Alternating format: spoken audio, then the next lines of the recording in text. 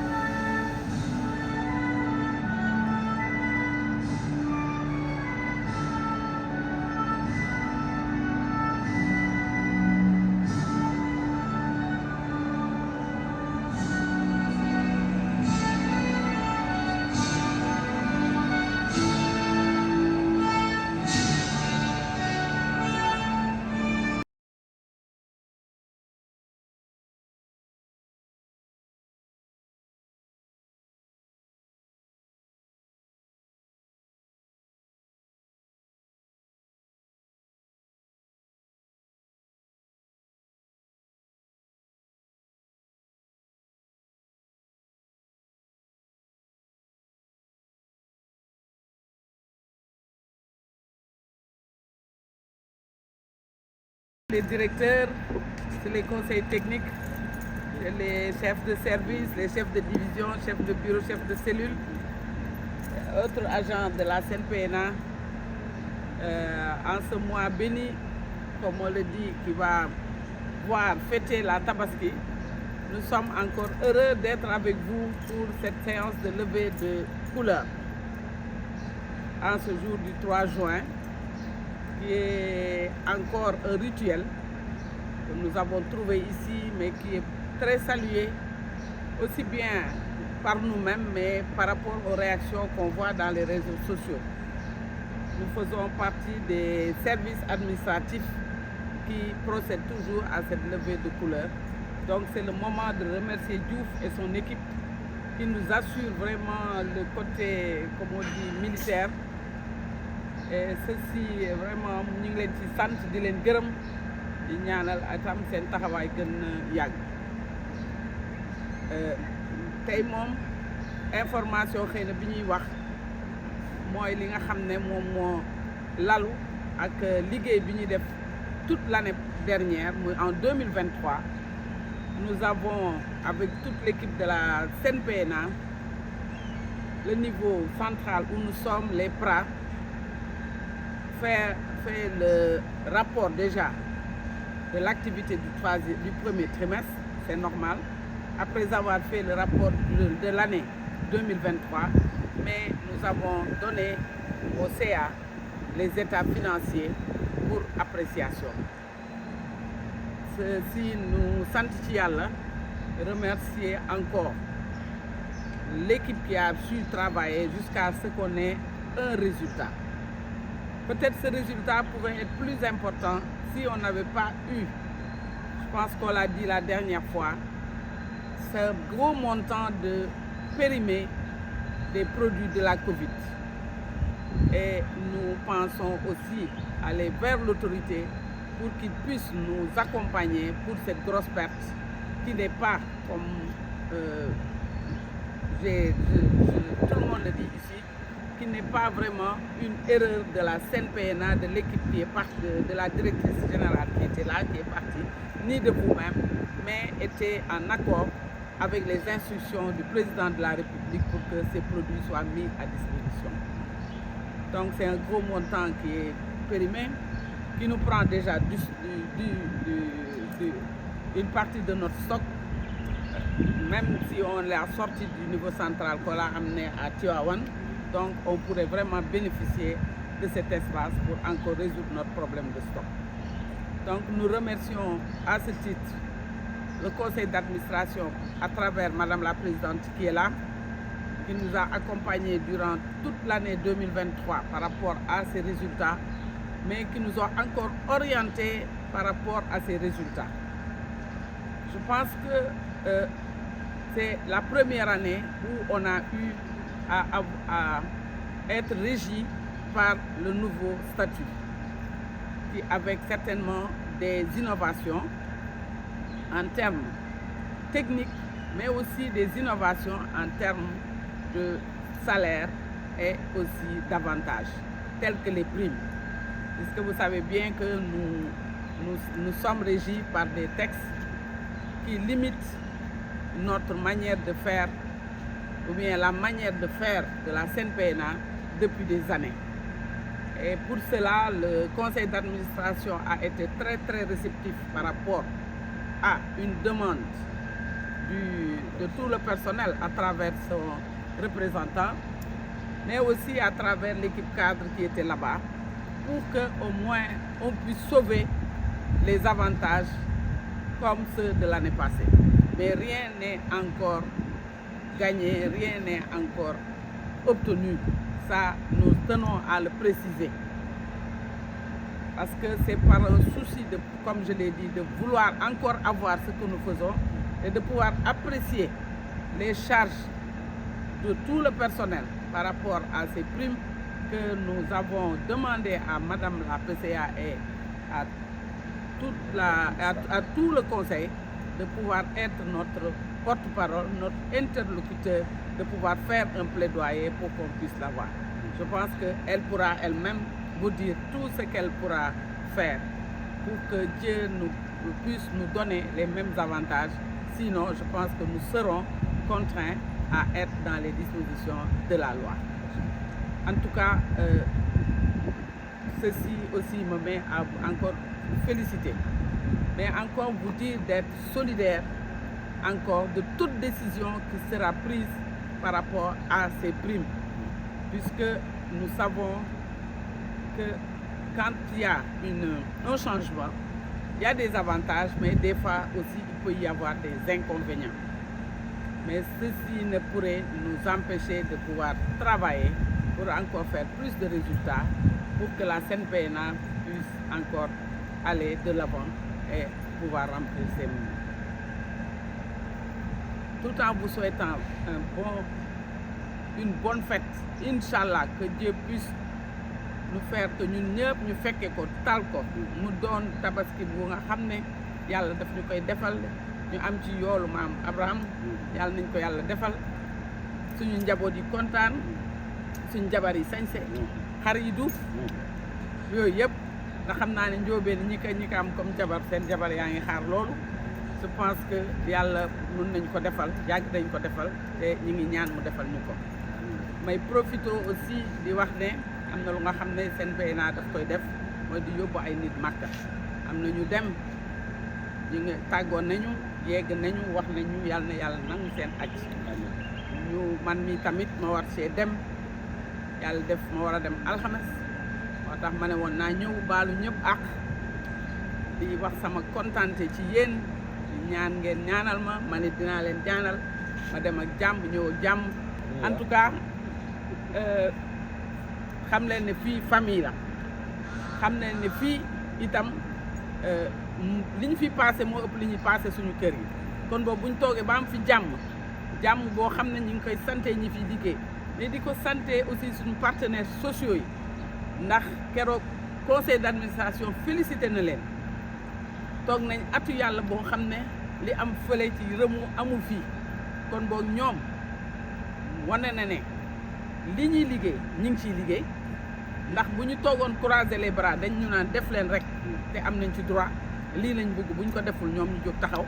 mais man mun naa biral ne depuis ma ne fi ñu ma jege lañ muy l'amicale le représentant du personnel les syndicats ñu ma jege leen lu ñu am lu ñu bëgg a def dañuy waxtaan ak man lu ñu am lu ñu soxla dañuy waxtaan ak man kon boog man it mënuma lu sant leen di leen gërëm di ñaan yàlla itam seen taxawaay gën a rafet fii mais itam ngeen xam ne lépp lu nga xam ne amagu fi rek muy man mi wala keneen ko xam ne xëy na mën na ma fee wutu war na cee mën a sóobu ba loolu mën a am ndax droit wu personnel bi la en tout cas kontaan nañ trop ci seen taxawaay muy yéen di pra yi niveau central ak lépp di ñaan itam liggéey bi nga xam ne moom la ñu waxoon xam naa ne chauffeur yi fi nekk semaine bi dinañ xaw a sonn parce que dama ne woon waa gestion de stock dañu fexe ba camion yëpp mun a dem semaine bi ndax semaine u tabaski day bëri oto yuy dem ak di ñëw déjà tali bi du wóor trop ndax tamit yi ñu am yàlla tuutiwul yal nañu yàlla tamit ñuy teg ci tali yu sedd guy ñi ciy dem ak di ñëw chauffeur yi kon maa ngi gën a wax ak yéen ngeen gën a sóoraale loolu ndax yoon yi dina bëri dina bëri oto mais ñu fexe di ko liggéey même bu amee samedi bi bu ñu ko ci mënee boole ak dimanche bi pour que ñetti fan yi fi des wala ñeenti fan yi ngeen nekk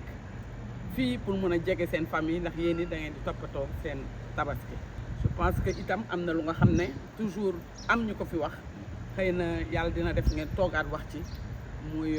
li nga xam ne moom la ñuy jël ci nit ñi dem Màkka. Je pense que dafa amoon lu fi am nee nañ ci delloo si di tirer ci cadre yi di tirer ci ñeneen ñi xaw ma ndax ngeen ko doon defee pour que duñu xaar ba nit ñi seen tànk yi di bañ mel na sama yos di dem wala leneen. En tout cas seen yóbbante la woon na ñu ngi nii ñoo ko fi wax waa ñële tamit wax nañ ko ñu ngi naan waaw beneen yoon nga ñu boole ko ci xëy na buñ ko ci teele woon boole dinañ ko wax mais dañ nekk ba lii am ñu doog ko ci boole kon yóbbante la nañ ci wax xool naka lañ koy defee te xam naa ne fii lépp waxtaan la lépp yàlla dina def ñu juboo ci pour que mu doon vraiment li gën a fii vraiment di delluwaat aussi di remercier le conseil d'administration madame la PCA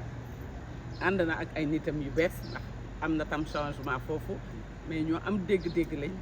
ñu xam tamit lu ñuy def jox nañ ñu ay orientation comme ni ñuy wax danañ ko gën a yokk ci li ñuy def di sant ñëpp gërëm ñëpp wa salaam di itam wax ne comme daaw wax naa ko daaf ñi nga xam ne ñoo fi jóge nekk retraité yàlla dafa defoon ñu am xalaat rek pour dimbale leen incha allah dinañ xool naka lañ leen di dimbalee muy ñi nga xam mooy ñu retraité mais am na tam ñu nga xam ne dañ fi doon liggéey yàlla yóbbu leen seen njaboot nekk fi ba léegi ñooñu tamit ñu boole leen jërëjëf. Bu baax, je vais axer mon intervention d'aujourd'hui sur 3 points. Le premier point, c'est par rapport à nos chères dames qui sont là. On a fêté le 26 mai la fête des mères. On dit profito pour sargaleen yéen yëpp nga xam ni yéen a yore kër yi yéen a yore njaboot gi yéenay teel a jug yéenay guddee mujjee tëdd ndax dañuy al umma mudrasati donc comme yaay mooy école bi jëkk ci xale donc moo tax loolu di am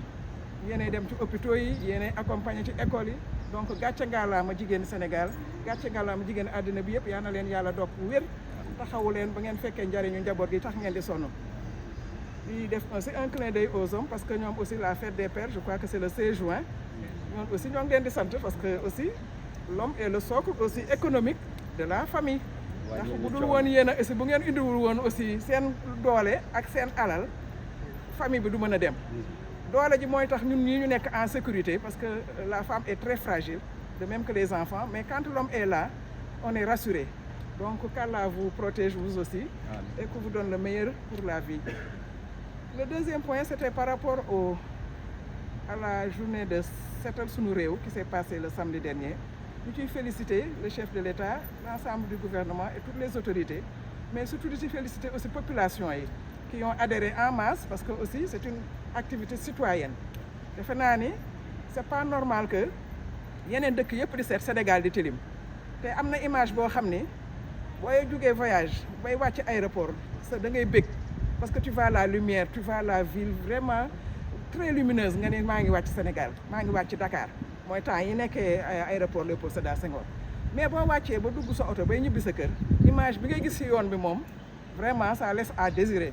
di nga romb ay dépôt di nga romb ay carcasse di nga romb ay épave yoo xam ni waratul jaadu mu am fii ci réew mi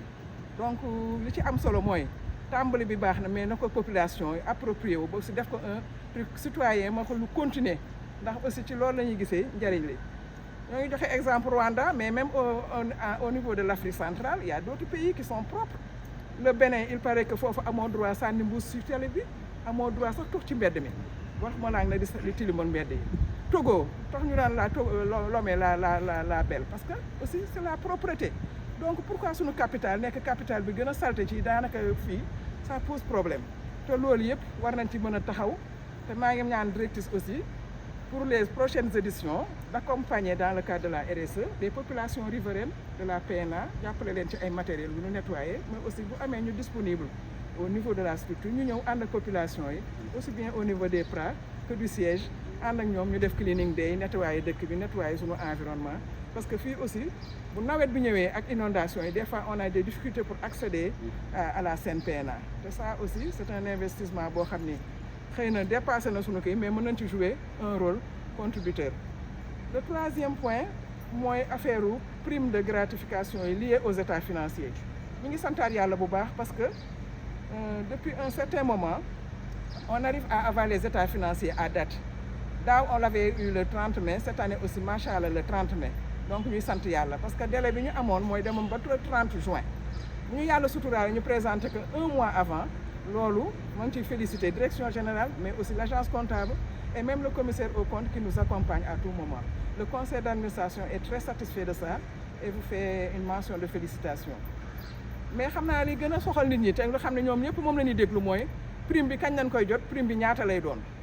loolu aussi c'est un problème parce que nit naan boo soppee doxin rek foo am yoo xam ne da ngay am looy jël ak looy ñàkk ak looy am dafa am loo xam ne moom lañ baaxoo woon muy bu ñu defaan état financier le jour même ou le lendemain conseil d'administration de concert avec la direction doon na génne benn enveloppe ni lii mooy prime de gratification mais boobu ban koy def nag dañ fekk on était EPS on était régi par la réforme hospitalière on n'avait pas besoin de certaines procédures pour donner cette prime au personnel. On a changé de statut pour passer à un EPIC. L'EPIC a ses réalités. Et même avant ces états financiers, on nous avait instruit que désormais,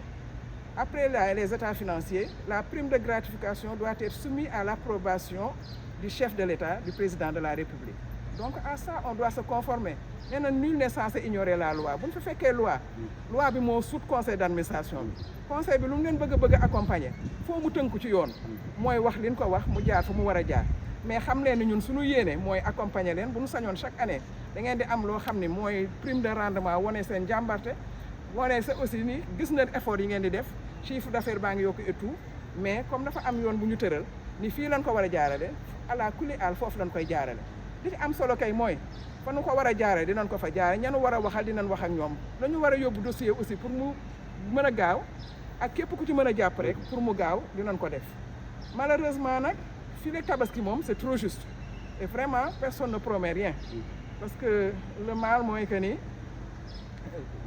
c'est le 17 juin alors qu'aujourd'hui on est déjà le 3